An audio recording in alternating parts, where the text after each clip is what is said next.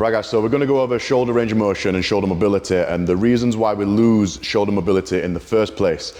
We're going to go over why certain exercises that we traditionally see might not necessarily be the exercises that we need to use in order to actually truly restore shoulder range of motion. For example, if we lack external rotation and we try, strengthening the external rotators with banded external rotation exercise, this might not necessarily be the exercise that you need in order to actually address the shoulder range of motion issue. You might be just addressing the symptom, and we're going to go into that further. So one of the reasons why a banded shoulder rotation exercise might not necessarily be the thing that we need is if we kind of just come back to the reasons of why we've lost shoulder range of motion in the first place. So if you imagine, if you've got the back of a rib cage and you have, big rhomboids, traps, all the muscles that are getting quite strong at the back of the rib cage, particularly if you're doing like bodybuilding, powerlifting, bench pressing, heavy lifting, and progressively overloading the muscles, getting them bigger and stronger over time, you're going to be adding, not only are you adding thicker muscles to the back of the rib cage, but you're also biasing certain things like spinal extension when you're doing certain pressing movements, and this over time can sometimes compress the back of the shoulder blade. So if you imagine you've got like a shoulder blade on the back of the rib cage, and in order for us to externally rotate, this shoulder blade needs to be able to posteriorly tip, it needs to be able to downwardly rotate, it needs to do a bunch of different movements in order to maintain normal shoulder function. So if we need to get our arm overhead, behind us, internally or externally rotate, this shoulder blade needs to express a multitude of different movements in different directions. And the more compression that we get on the back of the rib cage and stiffness and tightness that we get in these bigger, stronger muscles at the back of the rib cage, the more it restricts the movement of the scapula. And the more we restrict the movement of the scapula against the rib cage, the more we are going to restrict the humerus's ability to rotate, because this kind of ball and socket joint is going to be dictated by the scapula's position and the relationship with the scapula on the rib cage. And taking the banded external rotation exercise again that you see a lot of people doing, if you imagine you're anchoring one part down and you're just going to be externally rotating the humerus, now that's just going to be working the muscles in the rotator cuff, which basically attach from the scapula to the upper arm. So the rotator cuff muscles realistically only attach on the shoulder blade and they attach onto the humerus. So that is just one component of a multi-joint area, which is the shoulder. So if you're just addressing the muscles attaching to the scapula, then you're not actually addressing the actual relationship of the scapula with the rest of the rib cage, which is going to be like your traps, rhomboids, serratus, all of these other muscles which are all going to be contributing to this upward rotation, downward rotation, forward tip, posterior tip of the scapula, which is what you actually need to be addressing if you want to restore shoulder range of motion. Another thing that a banded external rotation exercise does is, if you imagine, the more we pull outwards away from the body, the more the back of the shoulder blade is going to press against the rib cage. Now, if you've lost external rotation because the muscles at the back of the rib cage are compressed and tight, then adding more compression and shortening of these muscles is not necessarily going to be the correct thing to do. So if you imagine, if you look down the side of the scapula, this one's not a very good example, but scapula are quite curved. And if you imagine the back of the ribs will create a sort of like arced surface, the ribs aren't meant to be straight. So if we compress the rib cage from the back and the ribs at the back get relatively straighter, then this makes this curved surface harder to glide across it, because a curved surface doesn't glide across straight objects very well. What the curved surface will want is the ribs to reflect the surface that it's having to actually glide around. So the ribs need to effectively meet the shoulder blade, and then the shoulder blade will be able to glide around the ribs more effectively. So the more the ribs change shape due to these high force demands, the more we lose the relationship between the shoulder blade and the rib cage, and ultimately the ability to access end ranges of external and internal rotation, shoulder flexion, and the rest of it. So I want to touch on one more bonus point as well in regards to why a band might not necessarily be the right tool of choice if we want to restore certain joint range of motion, is because a band has what's called an ascending resistance profile, which means as the band deforms and gets pulled further out, the resistance that the band's providing increases. Now, a muscle's strength profile will typically go as you approach the shortened range of a muscle, the strength of that muscle or the muscle's ability to generate force diminishes and decreases. So you've got a resistance that is increasing towards the end, whilst the strength profile is decreasing towards its end range. So this doesn't necessarily match up. Cables can sometimes be a better choice in this instance, just because we can manipulate the resistance profile of the cable to more closely match the strength profile of the muscle that we're trying to target. You could even try doing this visual demonstration wherever you are right now, just to kind of prove a point as to why scapular position movement or restriction at the scapular position will influence your ability to externally rotate the shoulder.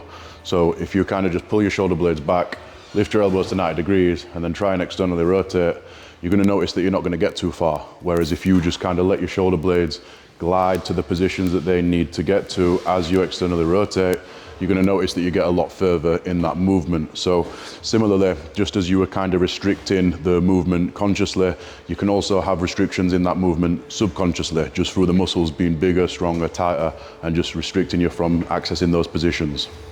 So if we have an individual which can only get to a certain point of shoulder flexion before they start compensating, let's say between 0 and 60 degrees of shoulder flexion, and then they start internally rotating their arm in order to get their arm overhead, then what that kind of tells us is the part of the rib cage that's below the level of the shoulder blades, that's the area that we need to address initially in order to restore that part of the range of motion before we can start to unpack the tightness that's further up the scapula. So if somebody goes through shoulder flexion and they're going through like the 0 to 60 degrees part of shoulder flexion, and then they're having to like internally rotate their arm in order to get their arm overhead, that compensation tells us that there is a restriction in the muscles just below the shoulder blades. So like the lower trap area, the bottom of the ribs at the rib cage, just below the level of T8. Now, if we have a restriction a little bit higher up between say the 60 to 90 to 120 sort of region, and then they start to internally rotate and have to try and get their arm overhead through compensatory means, then that tells us that the restriction is a little bit higher and more in the middle of the scapula. The scapula is not able to move away from the spine, and the scapula isn't able to tip into the positions that it needs to be able to tip into to reach overhead without a compensation occurring. And then again, if we get further overhead and the person starts to get to like 120 degrees and then they internally rotate to get their arm overhead, well, that tells us that the restriction's a little bit higher up the rib cage around the T2 to T5 area. Now, some of you might notice that you've got one side that's a lot better than the other side, external rotation, internal rotation, flexion, or whatever it is that you're restricted in from a shoulder mobility standpoint. Now, one of the reasons that that could be is we can sometimes have a rib cage that's slightly turned one way, a pelvis that's slightly turned one way. A lot of us are asymmetrical, the majority of us are asymmetrical actually, but some people will experience more restrictions than others based on the activities and the things that they've done up until this point in life. Now, one of the things that we could do is, if we are restricted on one side more than the other, is we can design exercises or drills which basically just target that side. But what we can sometimes find is that if we target the side that is the worst side, if you like, that will improve range of motion both sides anyway, because that will input something to the system which basically improves how both sides work. So what I'll do now is go through a quick breathing drill. I will just test my external rotation, show the camera what my external rotation is. So for me, my worst side for external rotation is my left. I have a slight right turn of my rib cage. I have injuries that I've done over the years which makes my left side worse, but that's life. But one of the things that I do to manage it is basically exercises which target this left side to create a little bit more expansion so that my ribs meet my shoulder blade and allow me to access that external rotation a little bit more effectively.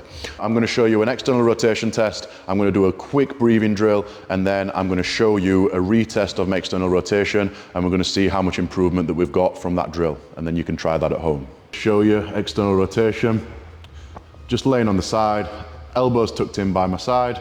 I'll show you both sides. So on my right side, that's around how much external rotation I've got this side before my shoulder wants to move or compensate, or without me having to actually like push down. You don't want to be pushing down, you just want to let it kind of fall to the place of resistance. And then my left side, this is the one that's usually a lot worse on me. So you can probably see right side is a lot less restricted than my left. And that's not me like pulling it or anything, that's just a genuine drop of my hand to the point where I feel resistance.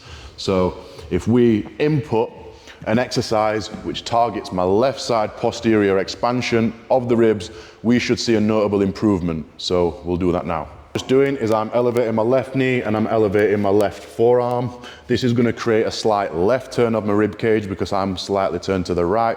Now, one of the reasons why we lose external rotation this way, if my rib cage is turned to the right and then I try and externally rotate this side, I can't do it. But what I can do is externally rotate this side. And then similarly, if I turn my rib cage to the other side, I can externally rotate this side, but I can't externally rotate this side. So I'm exaggerating that just for illustration purposes, but that gives you a little bit of a visual on how your ribs can kind of move and mold to a position that makes it more difficult to get external rotation one side versus the other. So this is going to address that. So what I'm doing, I'm placing my forearm and the inside of my thumb down onto this pad, other one just on the floor next to it, and I'm going to basically push my thumbs through that floor and just push my sternum away from the floor. But what I don't want you to do, I don't want you to like crunch down and bring your sternum drop to the floor. I want you to keep nice and tall through the spine, your sternum pointed straight at the floor, and you're just pushing the floor away from you with your whole forearms. So push that floor away from you with your whole forearms until you feel your shoulder blades separate as much as they possibly will do. But again, you don't want to arch that back, you just want to push with a nice tall spine. And what we're going to be doing is exhaling gently, bringing those lower ribs. The lower ribs want to exhale down all the way in and down towards the spine until you feel a little bit of oblique activity. You're going to keep those lower ribs down with those obliques, and then you're going to take a long inhale through the nose and try and breathe that air into that upper back region. Push those shoulder blades apart. A sighing exhale until you get all the air out of the lungs. Hold those lower ribs down. And then let that air fill that upper back. And then each breath, you're trying to just get those lower ribs further in. And inhale into your upper back. Now I'm just going to retest my external rotation. You see what improvement that's given.